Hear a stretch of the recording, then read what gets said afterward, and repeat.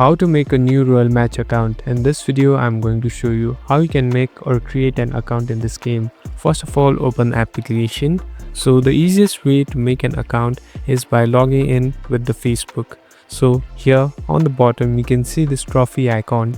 Tap on this trophy icon. Now there's an option called connect with Facebook. Tap on it. So in order to connect, first you must have a Facebook application logged in with a Facebook account. Now this will directly sync and connect with your Facebook account. So as you can see, it has said sign in with Facebook. Now tap on continue. So in order to verify it, go to your home page, and here on the left top you can see a profile icon.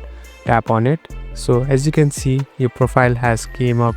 So you have been logged in with your new account, or a new account has been created. Thank you for watching this video. I hope this video helps you.